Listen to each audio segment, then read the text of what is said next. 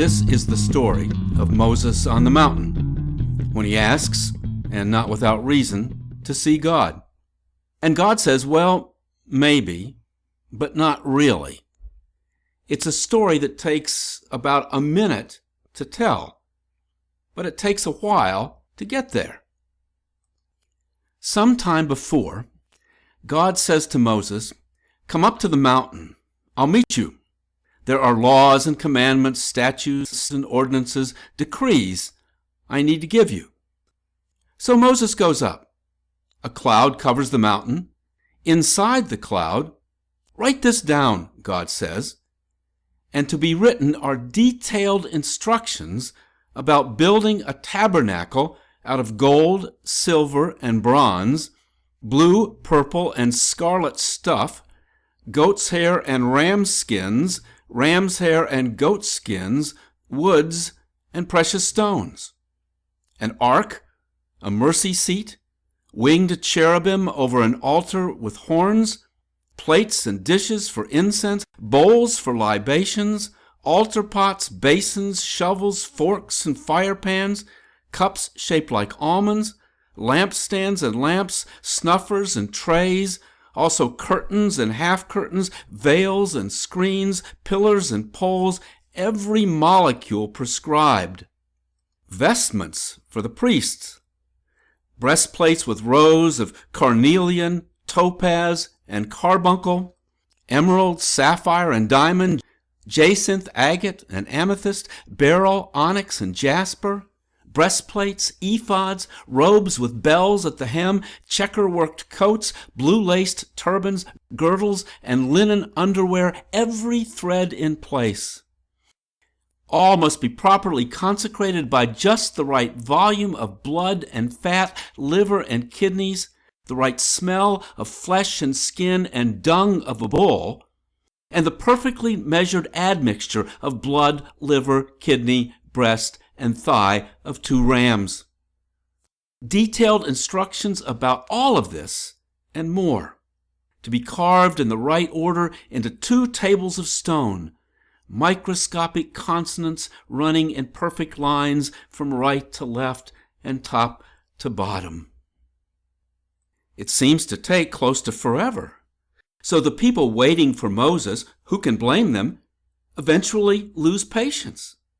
There's to be a celebration when he returns, but what if he doesn't? What will they do with all this stuff? The emeralds and diamonds and onyx, the wood and the cloth, the silver and the gold. Especially they have a lot of gold the Egyptians gave them to leave town.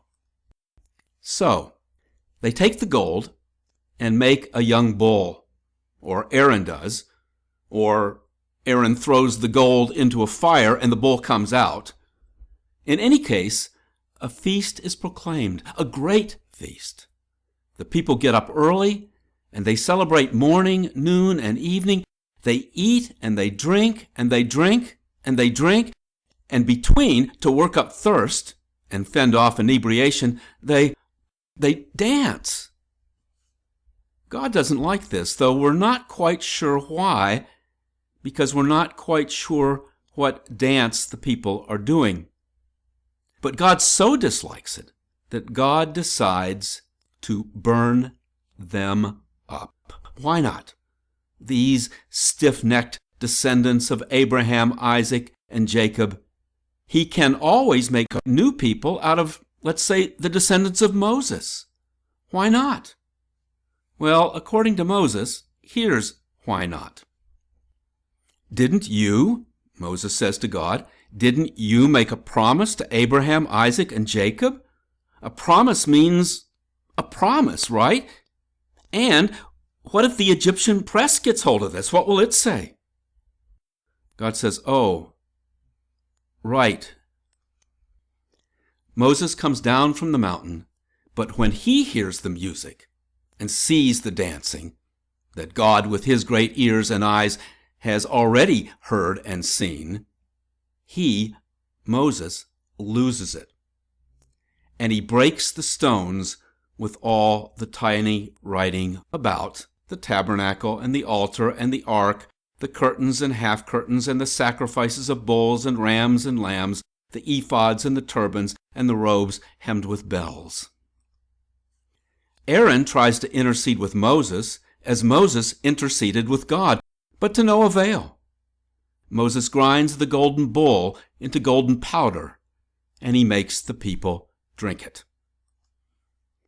This is like the drink the priest will make out of water and dirt to give to any woman who may have stepped out on her husband, and when it makes her sick, makes her swell up like a polluted sponge, well, it is just what one might expect. Women. If she doesn't burst, stone her. And the people drink the water powdered with gold, and no few of them swell up and psss.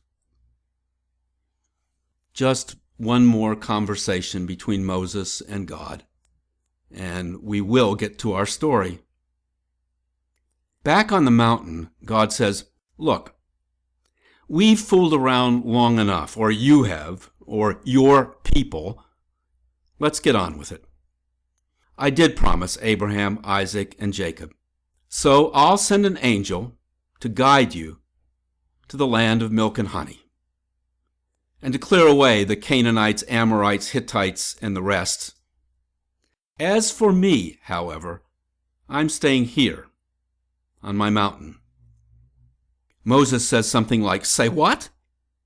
Then he says, "I'm not sure I heard you. Who is coming with us? If not you, I don't see going. We're not your angels' people. We're your people, or aren't we?" Okay, God says. He'll come after Moses gets the tabernacle put together, and the altar and the ark, and those that will put it up and will take it down, and those especially that will carry it. And finally, we get to our little story. Moses says, I need to see it to believe it. And God says, again, okay, but God says there are things you can see and things you cannot see.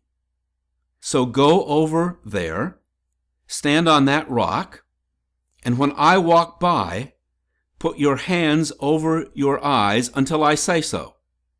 Actually, I'm going to put my hand over them, because you can see me going away from you, but you cannot see me coming toward you.